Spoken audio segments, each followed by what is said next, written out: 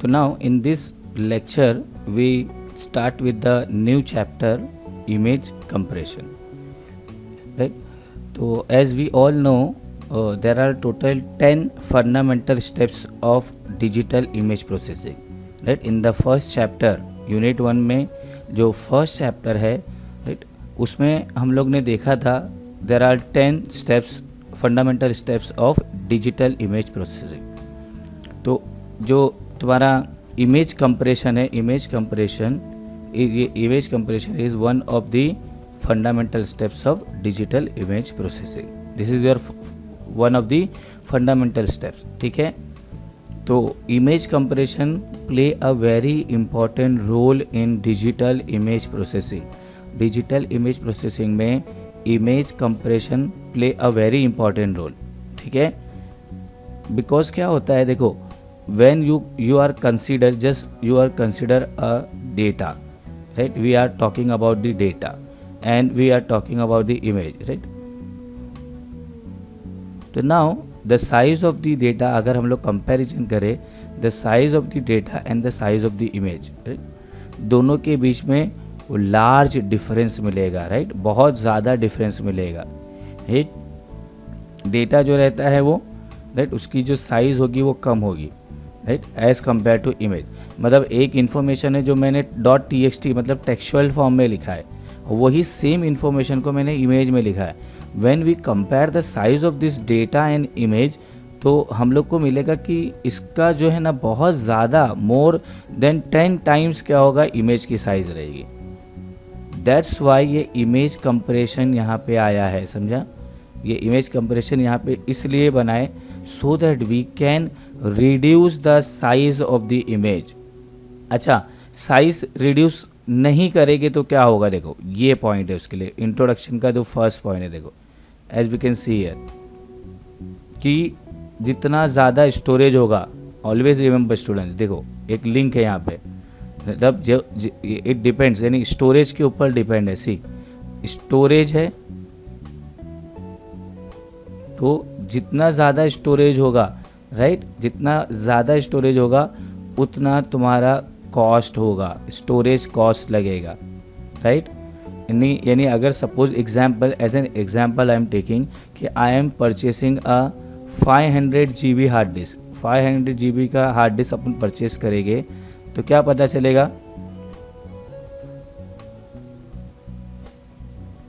बोलो, उसका जो कॉस्ट है 500 GB का जो कॉस्ट है, राइट, जो कॉस्ट रहेगा, राइट, एंड देन 1 TB की एक क्या कर रहे हैं अपन, स्टोरेज है.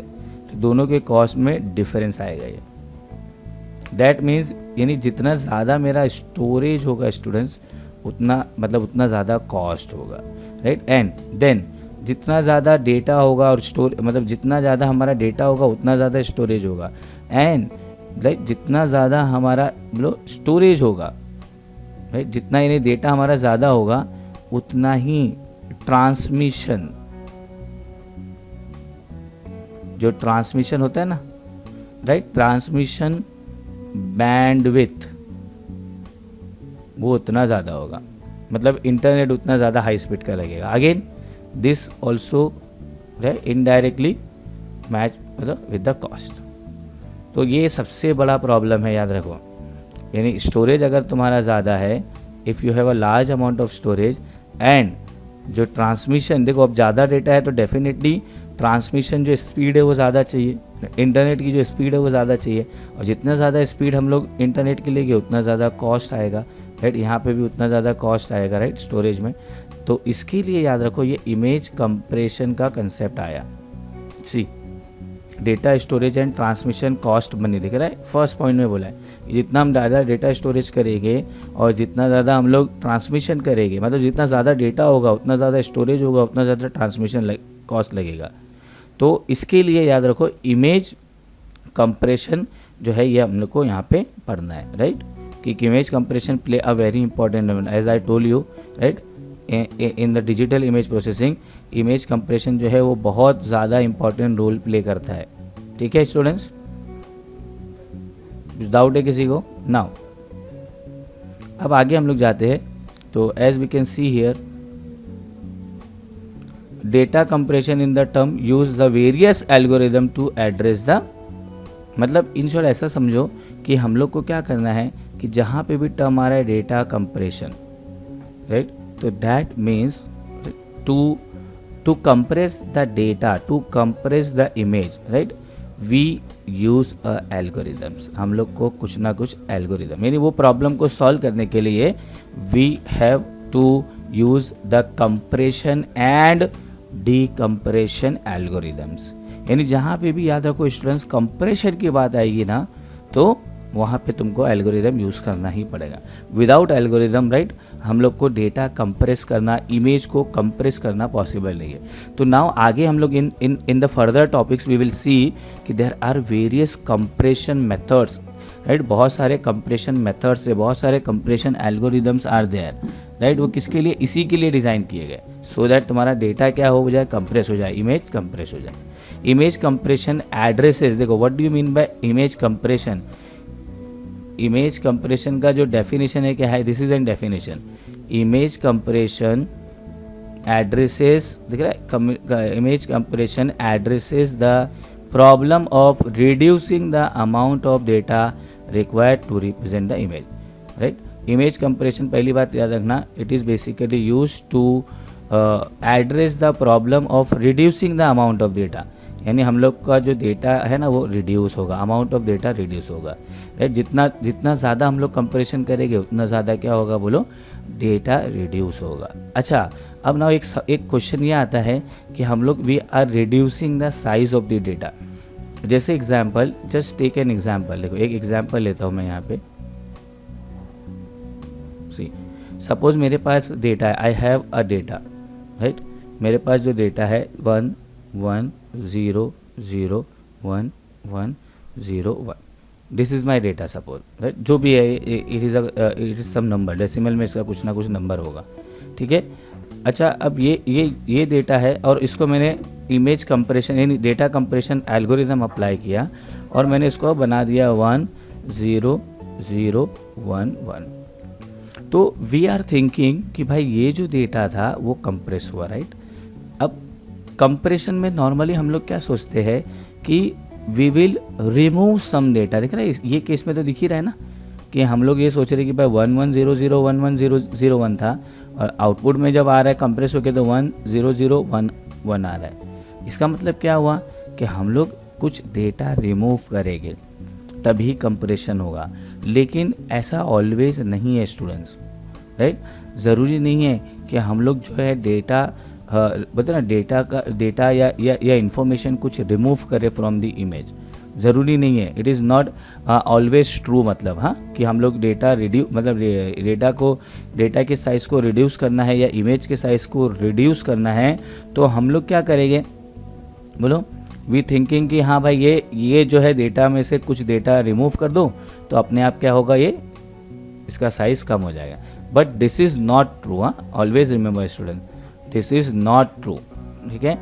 हाँ, मतलब ऐसा नहीं है ज़रूरी कि ऑलवेज हम लोग डेटा का साइज़ रिड्यूस करने के लिए बोलो डेटा रिमूव करें, राइट। इसके लिए याद रखना, इन केस इन इमेज या डेटा कंप्रेशन में बोलो या इमेज कंप्रेशन में हम लोग अगर बात करेंगे, राइट, जब इमेज कंप्रेशन की बात करेंगे, राइट, तो there are 2 types of image compression, 2 type के image compression methods are there, right. पहला है loss, first is your lossless compression और एक है लॉसी कंप्रेशन। 2 टाइप के कंप्रेशन मिलेंगे, ठीक है। अब ना मैं ये बताता हूँ, देखो आई विल शो लॉसलेस मतलब क्या हुआ कि हमारा डेटा लॉस नहीं होगा, यानी जो हमारा डेटा है ना, डेटा कंप्रेस भी होगा लेकिन डेटा लॉस नहीं होगा, डेटा कहीं पे भी लॉस होने वाला नहीं है। लॉसी में क्या होगा, some amount of data loss होगा, ठीक है। तो देखो क्या होता है यहाँ रहने दो, how this loss lace work, देखो लॉस लेस वर्क कैसे करता है। नाउ उसके लिए एक एग्जाम्पल दिया यहाँ पे, ध्यान दो। As we can see here, there is one example. Sorry.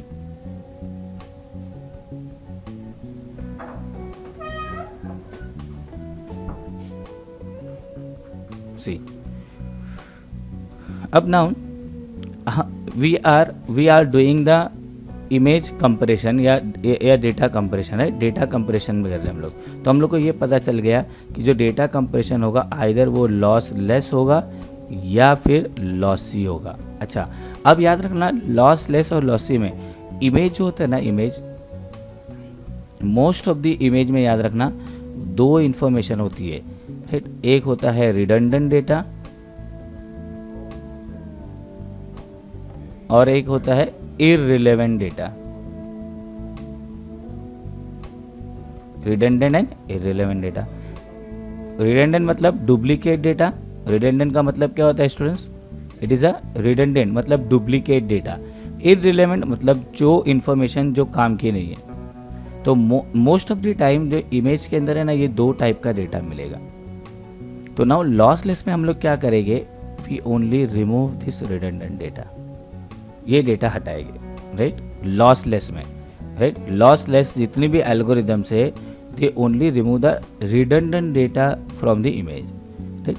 और लॉसी में क्या होगा? Redundant as well as irrelevant data भी क्या होगा? रिमूव होगा।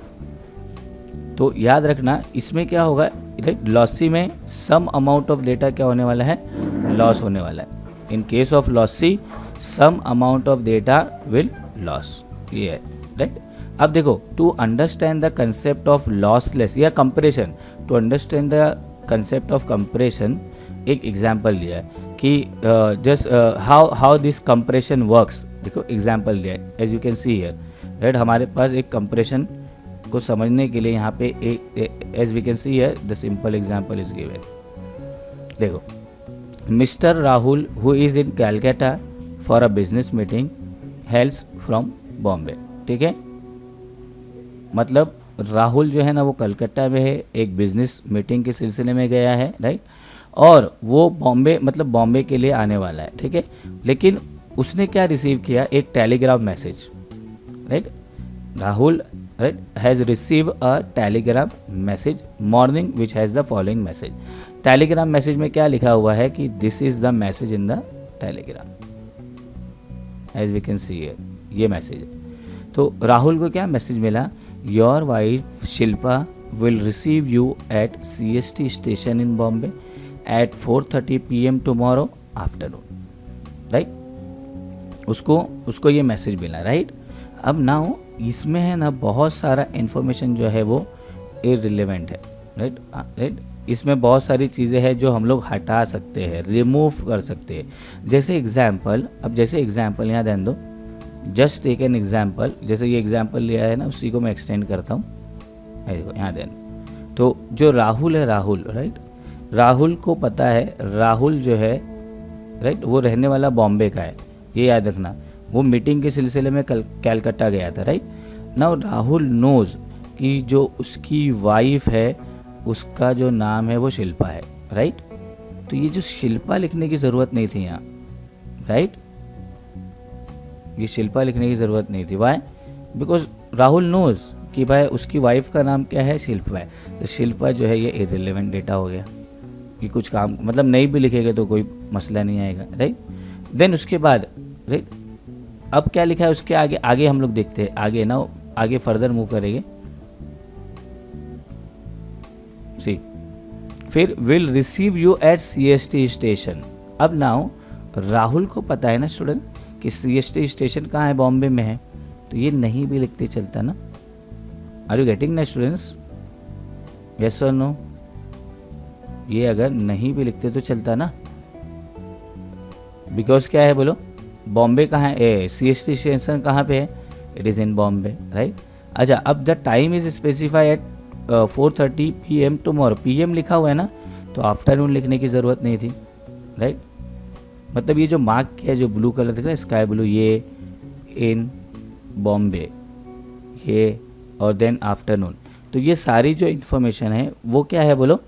दे आर इररिलेवेंट। अगर नहीं भी लिखेंगे चलेगा, राइट, यस और नो?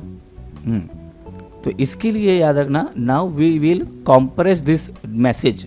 ये मैसेज को हम लोग कॉम्प्रेस करेंगे तो हम लोग को देखो ये मैसेज मिलेगा, right. We get a this message, right, ये वाला।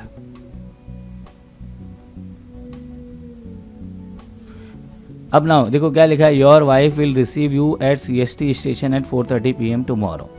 तो नाउ हम लोग ने क्या किया कि जो मैसेज का साइज रिड्यूस कर दिया without any loss of data. Data कुछ लॉस नहीं हुआ है। राहुल को जो मैसेज और जो मीनिंग समझ में आनी चाहिए थी वो ये मैसेज से भी समझेगा। और तो यहाँ पे क्या लिखा है, here we have compress the data. हम लोग ने यहाँ कंप्रेस किया है data without any loss of information, यानी कुछ भी इंफॉर्मेशन लॉस नहीं हुई है, समझा। बट देयर आर सिचुएशन, वहाँ पे सम अमाउंट ऑफ डेटा अपने को लॉस करना पड़ेगा। That's why there are two types of, देख रहे, there exist two different categories of data compression. Data compression की दो कैटेगरीज है, दो टाइप्स है, राइट। फर्स्ट है तुम्हारा lossless compression and second one is your lossy compression. यहाँ लिखा है ना, मैंने दिख रहा है lossless and then lossy compression. अच्छा, अब लॉसलेस में क्या होगा, व्हाट हैपन इन लॉसलेस, ध्यान से देखो student. In case of lossless देखो इनपुट इमेज जो रहेगा वो क्या रहेगा, f(x, y) और जो आउटपुट में आएगा वो g(x) रहेगा। तो in case of lossless f(x, y) is equals to f(x, y) is equals to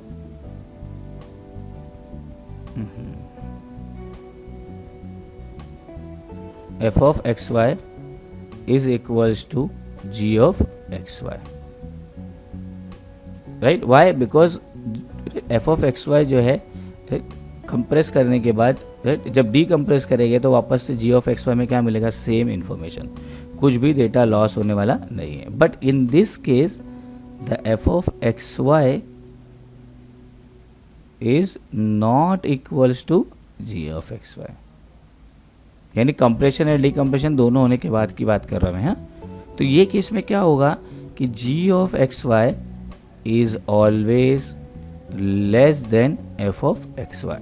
Why? Because some amount of data क्या होने वाला है इसमें, ये लॉसी है ना, डेटा कुछ ना कुछ तो लॉस होगा, तो some amount of data get loss, इसके लिए g(x, y) less than f(x, y).